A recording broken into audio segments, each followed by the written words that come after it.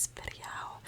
I have a lot of old books that I've collected over the years here in this room, so I figured I would just do some tapping and scratching on them and share some of them with you guys. Before we get started with the books, I figured I could go ahead and light this candle.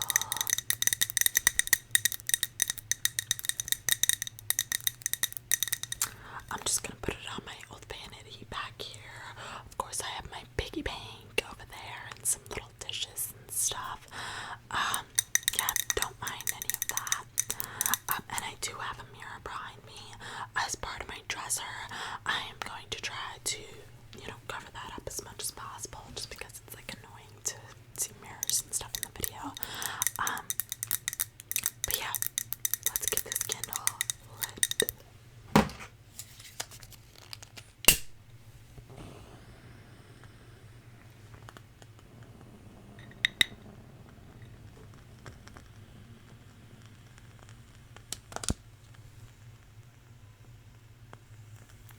I do apologize if you hear any background noise. My grandmother is very hard of hearing and lives with my dad, and she always has her television blaring, so you can literally hear it from across the house. I'm hoping it's not, picking up though, so we'll see. I'm just gonna set this down right over here. This is very cozy lighting. I don't have my ring light with me. I do have the room light on, as well as a lamp right next to me over here. So hopefully the lighting isn't too terrible. It is very warm and cozy, I think. So with that being said, let's just jump right into the video. So the first book that I have to show you guys is There's More to Life Than This: Healing Messages, Remarkable Stories, and Insight About the Other Side, from the Long Island medium, Teresa Caputo. I'm not sure if any of you guys have heard of Teresa Caputo. I used to watch the Long Island medium all the time on TLC. I think she's awesome. She's got the super cool hair, the really long crazy nails. She's always got these crazy heels on. She's so funny to watch. It's super interesting. So my dad got me this book and another book by her that I'll show you guys in a bit. I think for Christmas one year. And I'll read the back to you guys. When I accepted my gift, I told God that I only wanted to know things about spirit and the afterlife that could help people heal from a loved one's death. That's it, and that became my mission. I believe that everyone has the ability to communicate with spirit and develop their intuition. Know that your loved ones are still with you, that they're willing to communicate, and that life goes on in spirit after your physical death. So, whether you guys believe in that stuff or not, she's just like a fun character. She's got that thick, New York accent, and she's just so funny. She's so hysterical, the things that she says. So, yeah, I always enjoy watching her show.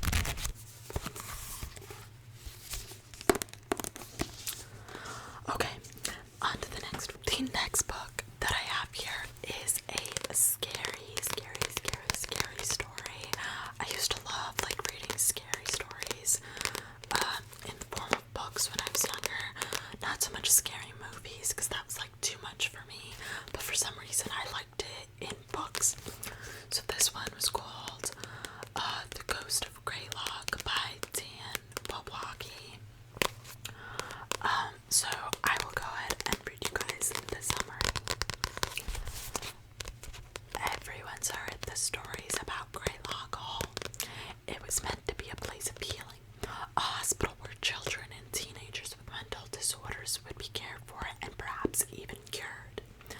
But something went wrong. Several young patients died under mysterious circumstances. Eventually, the hospital was shut down, and the building abandoned and left to rot deep in the woods. As the new kid in town, Neil Katie wants to see Greylock for himself, especially since rumor has it that the building is haunted. He's got fresh batteries in his flashlight, a camera to document the adventure, and a new best friend watching his back. Neil might think he's prepared for what he'll find in the dark and dreadful asylum, but he's certainly not prepared for what follows him home. Scary, suspenseful, and surprising. Dan Blockie's latest ghost story will keep you turning pages deep into the dead of night. And this is a Scholastic book, so I don't remember where I got this from. I might have got it from like the book fair back in like, I don't know, middle school, elementary school, who knows. But it's a decent size, I would say, and I don't think I have ever actually read this one.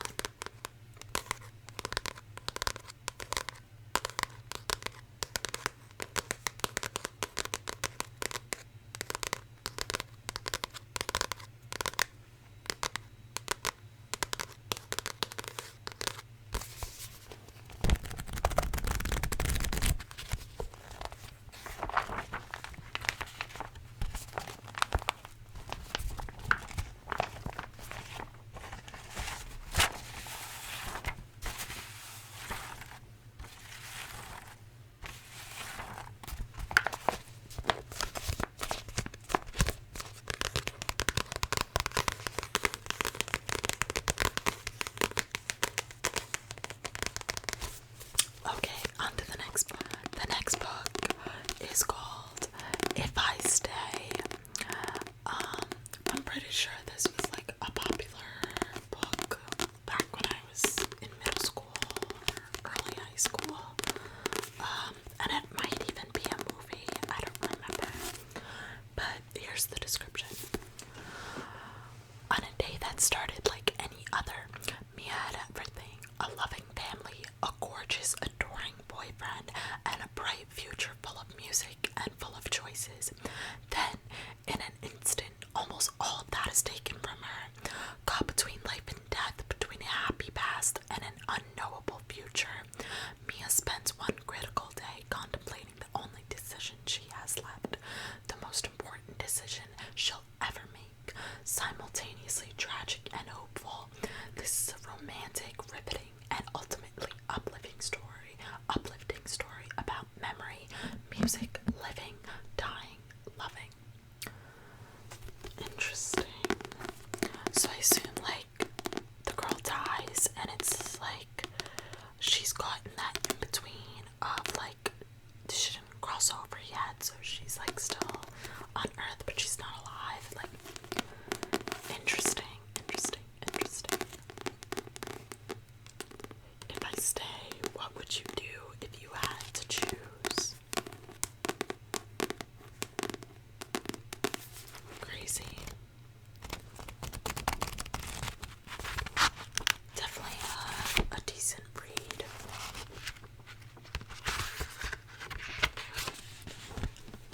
And this is what it looks like on the inside. The first page.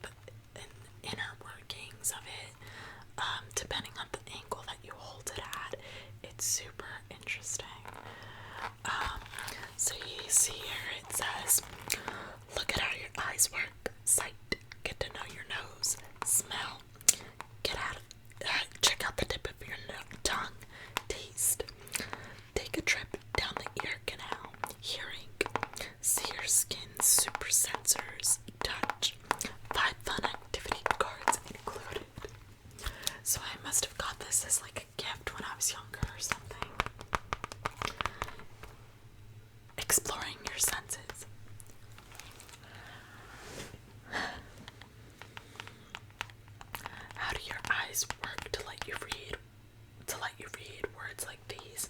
And how do you know what this book feels like? It's all thanks to your amazing senses.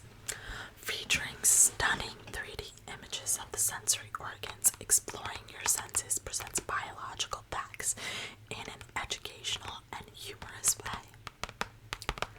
Detailed but simple explanations of how each sensory system works are complemented by activities and entertaining facts for the curious young reader. At the end are a few questions to consolidate learning. A fun activity card goes with each section of the book to engage a hands-on experience of how the senses are used in everyday life. Fun.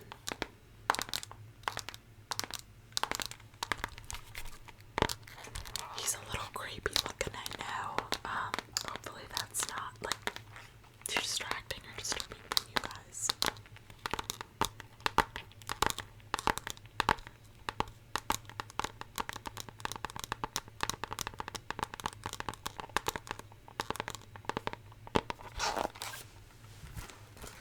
Just gonna open it up, take a look. Eyeballs on the inside.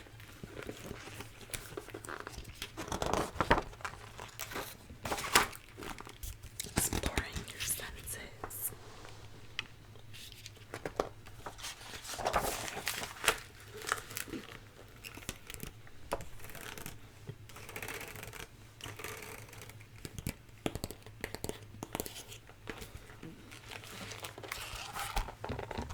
So this is a fun one for sure.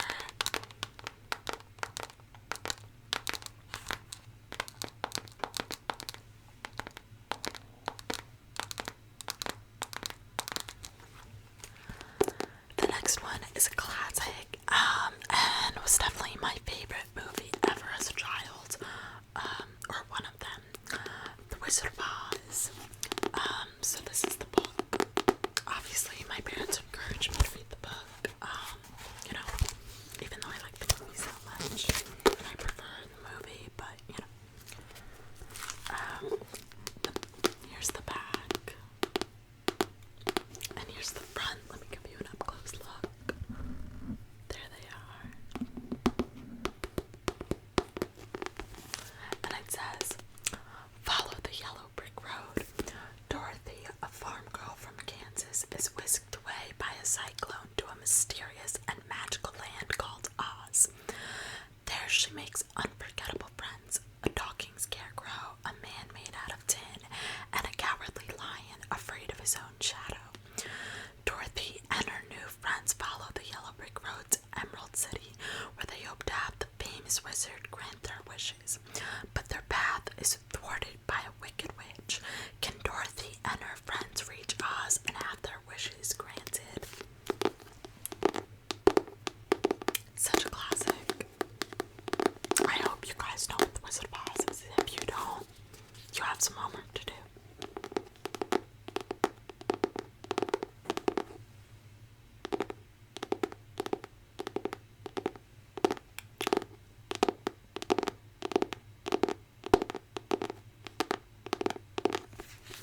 And it is pretty thick, I would say.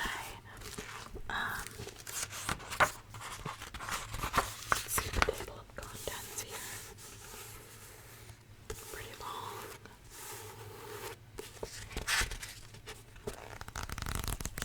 And there's some illustrations in this one, which is kind of cool.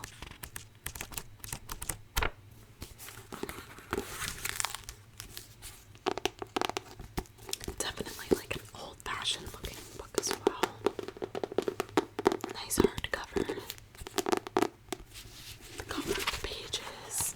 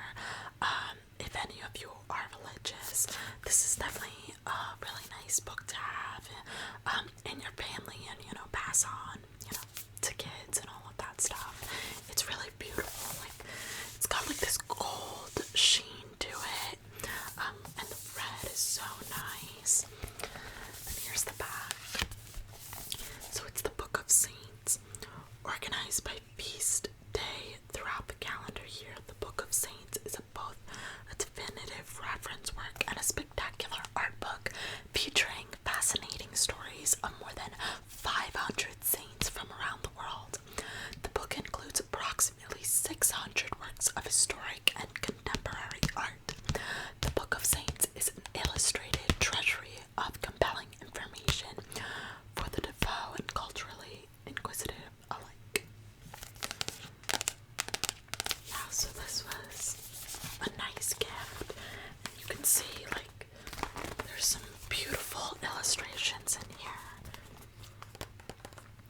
Even if you're not religious and you enjoy art, like, you can definitely appreciate this book, art, history, all of that.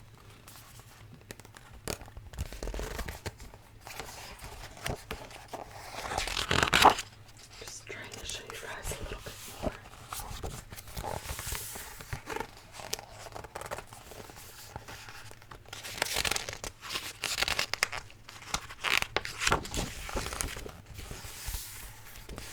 So much information. It's literally like a textbook, but it's beautiful, and it was a very thoughtful present.